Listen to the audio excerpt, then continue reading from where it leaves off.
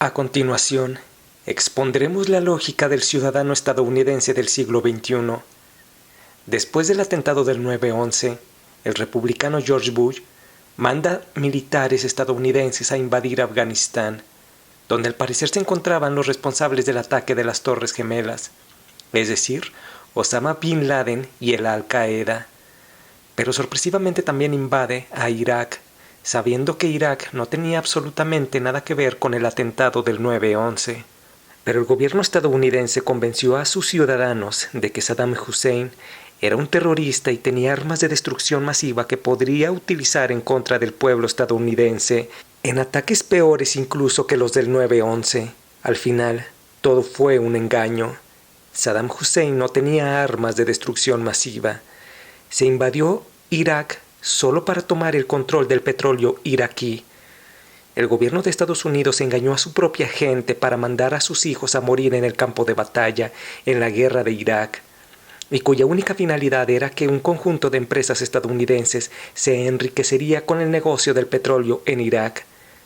¿Cuál fue la solución que los estadounidenses aplicaron? Al verse engañados, votar por el partido contrario, por Obama, por los demócratas.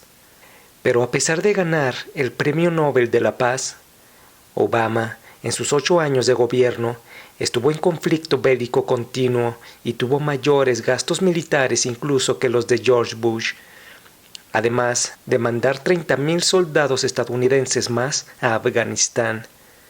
En su gobierno ocurrieron las primaveras árabes. La más famosa fue la de Libia y el derrocamiento de Gaddafi. La OTAN y la secretaria de Estado de Obama, Hillary Clinton, con una sonrisa de oreja a oreja, reconoció que ellos habían derrocado a Gaddafi al decir: llegamos, lo vimos y murió. Por supuesto se dijo que su derrocamiento era merced a que el gobierno de Gaddafi estaba masacrando a su propia población. Una vez más se justificaba la intervención bajo conceptos de justicia, libertad y democracia. Pero en realidad se lo hacía para tomar el control de sus recursos naturales, tales como el agua potable y los hidrocarburos, ya que Libia es el país con más reservas de petróleo del continente africano. Por ese mismo periodo surge la guerra en Siria, donde la Estados Unidos de Obama buscaba que Bashar al-Assad dimitiera del poder, ya que según los norteamericanos, Bashar era un gobernante que mataba a su propia población quienes se manifestaban en contra suya. Los estadounidenses decían que debían llevar libertad, justicia y democracia, y por tanto derrotar a un malévolo Bashar al-Assad. Por supuesto, la realidad de la pretensión de derrotar a tal gobernante era porque Siria había apoyado a Irak contra el intervencionismo americano de George Bush. Además, Siria era clave en las rutas de gasoductos de Irán a Europa, cosa que molestaba a los estadounidenses, que son acérrimos enemigos de Irán. Imponer entonces en Siria a gobernantes que estuviesen alienados a las políticas estadounidenses y estuvieran en contra de los proyectos iraníes era para ellos imperativo. ¿Quiénes fueron los encargados de eliminar al gobierno de Bashar al-Assad? Un grupo terrorista llamado el Estado Islámico y rebeldes armados con artefactos de patente y manufactura estadounidense. Donald Trump, un empresario republicano muy mediático, acusó a Obama y a su secretaria de Estado Hillary Clinton de haber fundado ISIS. Los ciudadanos estadounidenses se percataron por todo lo anterior que Obama resultó ser más un señor de la guerra que su predecesor. ¿Cuál fue la solución de los habitantes de Estados Unidos de América? Votar por el republicano Trump, que al menos tenía la osadía y valentía de evidenciar los crímenes de los demócratas. De los republicanos entonces se había pasado a los demócratas y de estos a los republicanos nuevamente. Por su parte, el gobierno de Trump fue caracterizado, entre otras cosas, por arrebatar a miles de niños y bebés de los brazos de sus padres migrantes y encerrarlos en jaulas. A día de hoy, muchos de esos niños no han sido reunidos con sus familias y muchos de esos niños incluso están desaparecidos. Sin duda, otros tantos sufrieron de abusos de todo tipo y algunos fueron víctimas de trata.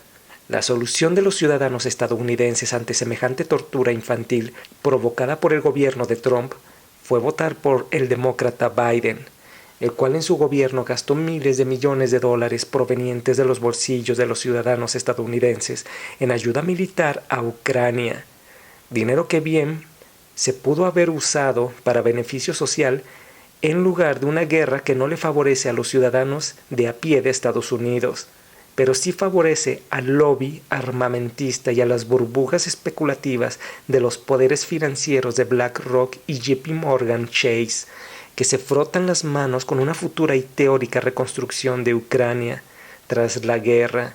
¿Cuál es la solución que al parecer adoptarán los habitantes de Estados Unidos?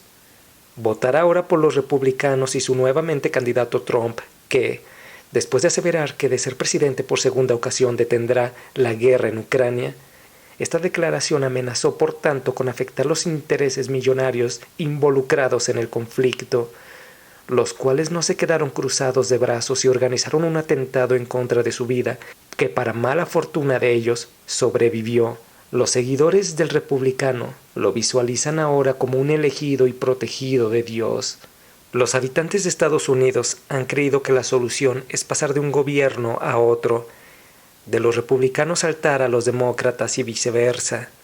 Creen que castigan los pecados de un gobierno votando las próximas elecciones por su partido opuesto. Están estancados en un círculo vicioso. Corren de un lado a otro interminablemente, de izquierda a derecha, de derecha a izquierda y así sucesivamente. Un sistema simple pero efectivo, cual conejo con una zanahoria atada a su frente corriendo sin cesar en una rueda. Pero sea tal vez que los ciudadanos norteamericanos no están tan unidos en sus decisiones como suponemos. No todos pasan de un lado a otro, porque una parte permanece en el lado derecho y otra se queda en el lado opuesto, dando como resultado una auténtica división del país. Esta división es la garantía de que cada partido tiene a sus leales y fieles votantes, irreconciliables entre sí. Esta es la obra maestra del gobierno representativo estadounidense. Pero, ¿no corre riesgo esta nación de tener una población tan irreconciliable? ¿Una guerra civil puede avecinarse?